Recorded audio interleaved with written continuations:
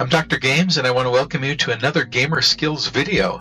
The topic for this video is creating and burning high-fidelity and surround sound CDs. The first question you're probably asking is, why would I want to do this? Well, you have to have some prerequisites for this tutorial to apply to you.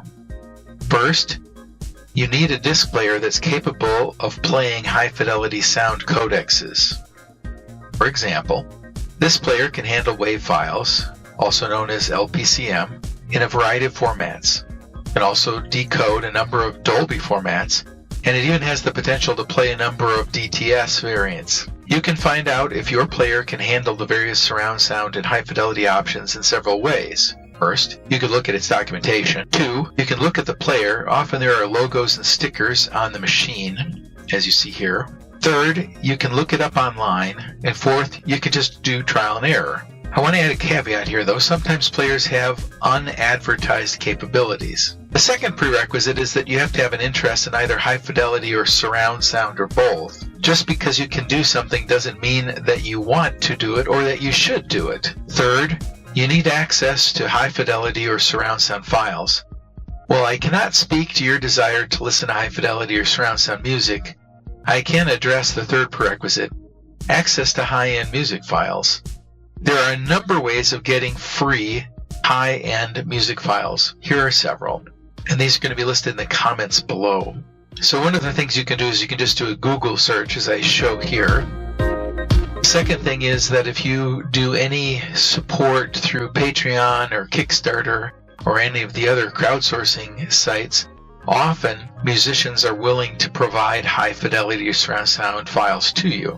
There's also software like Exact Audio Copy, FFmpeg, Audio Muxer, and others that will extract high-end musical tracks from CDs, DVDs, Blu-rays, etc. I want to talk again, just foot stomp the crowdsourcing site. I do music production, and if a fan writes me an email and says, hey, I want a copy of a 24.8K, 24-bit surround sound file, often as not, I'm willing to provide that for the support that they've given me and continue to give me. So what are some of the benefits? Well, it's fun to learn about the technology.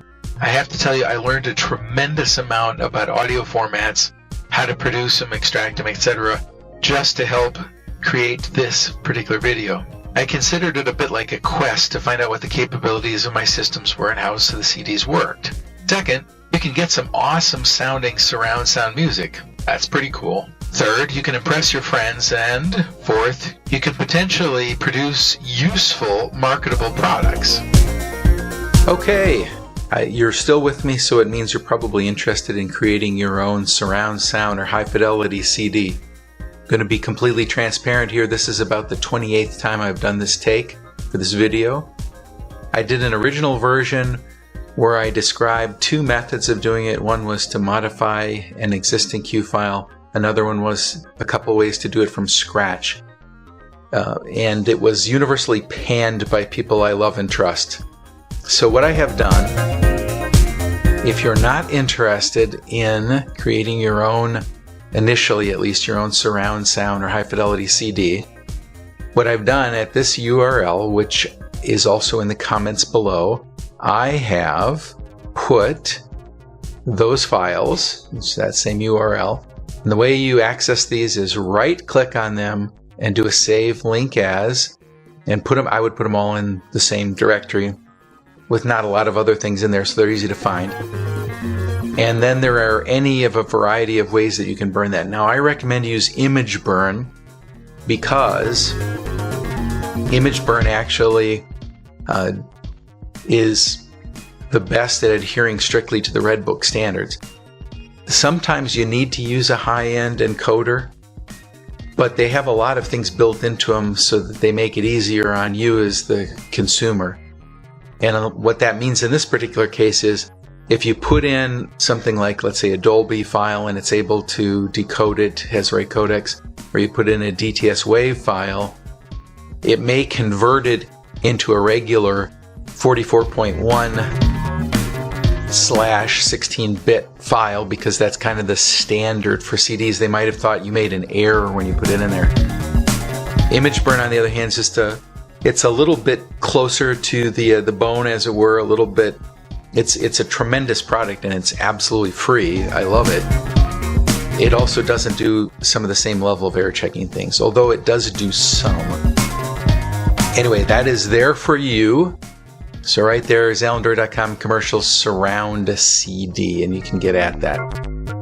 Now I want to talk about the files for a bit. I'm going to show you another way to do this. So there's ImageBurn. This is the latest version of it, which is just a couple years old, 2.5.8.0. And that's where you get it. Very straightforward, www.imgburn.com, and you can go get it. If you go up here to Tools and Create Q File, and then you can drag these various files into it. So what are we going to do? Well, first thing we're going to do is we'll put in just a regular stereo file, 44.1 kilohertz and 16-bit. This is kind of a test for you just to make sure your system's working okay. We'll also go ahead and put in a DTS file. DTS wave file. Where is that at? Yeah. And this is a 5.1 file. So if I go ahead and click OK on that, now it has produced, let's see, what's it called? EDM, let's do it, EDM version 4 maybe. Okay, Q file successfully created. And then I would just write image to disk, because it would, I'll go ahead and show you how this would work. So let's go here, version 4. I'll open that up, and I'll open it with ImageBurn. And it would go ahead and look to see, I don't have a disk in there right now, but it would go ahead and burn that onto my disk if I did.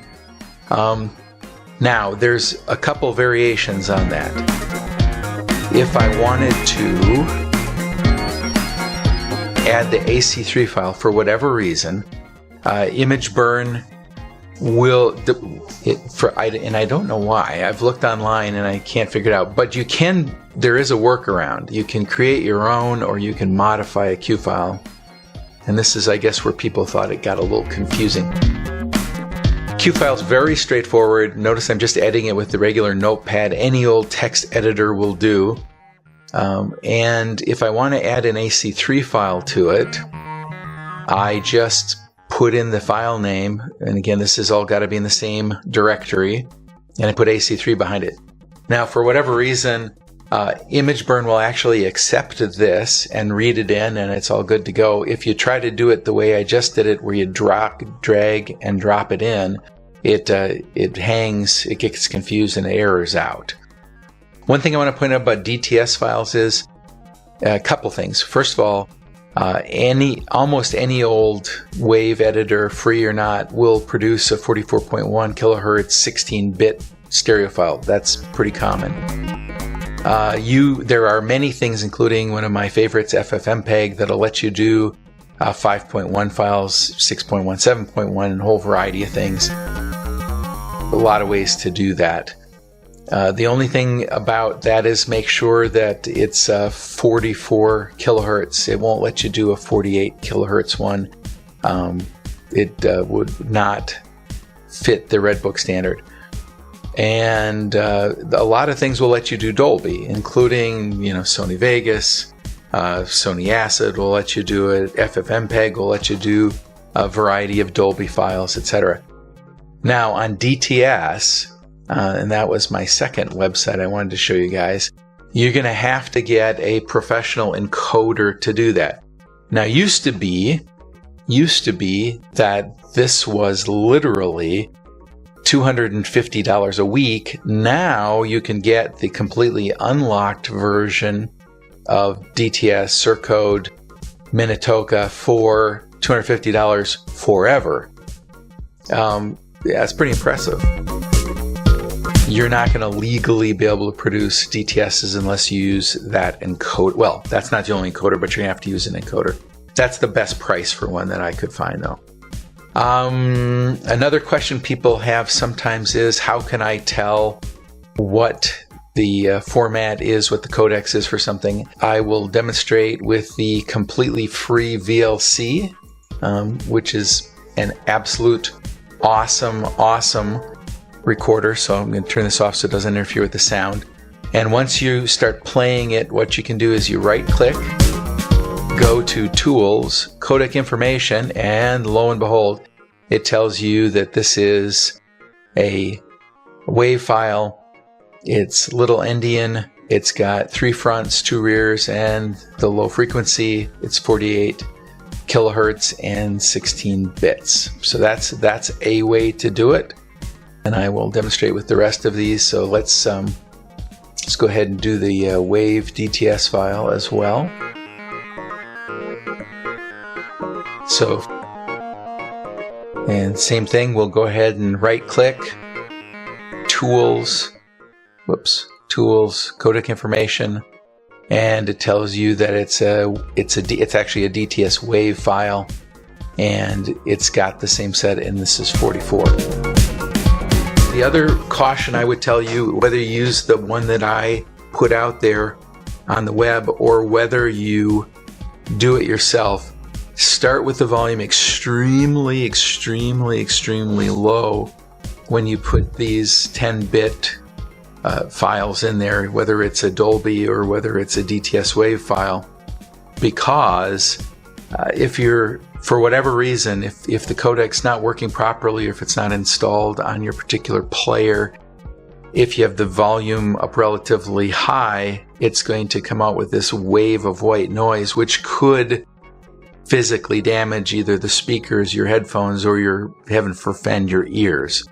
So again, you're using all this stuff at your own risk, but I highly recommend, no, actually, I absolutely request that you start with the volume very low and turn it up gradually. And if you hear something that just sounds like a static, like tss, with a little bit of noise in it, no good. That particular codecs is either not installed, not working, etc. on your machine. I would also tell you the converse, still keep it low, but you may think that there's no other capabilities in your machine and it's just hidden away in there. I've had that happen at least a third of the time, where I didn't think that the particular device could read something, and then I put it in, lo and behold, it could do it, and it did it in surround sound and everything else. Most of the time, if it plays DVDs or it plays Blu-rays, it's going to have these encoders in, and you may not think that it's set up to read the CD, but it will, just because of the way the circuitry is set up. So that's about it for this particular video. If you want to know more details about this process, or if you want to understand anything else about high-fidelity CDs, please put it in the comments, and as you know from past videos, I do my best to try to answer them. If you enjoyed this video, please subscribe, give a little love to the channel, give it a little thumbs up, and I will look forward to seeing you in the next Gamer Skillz video. Have a great day.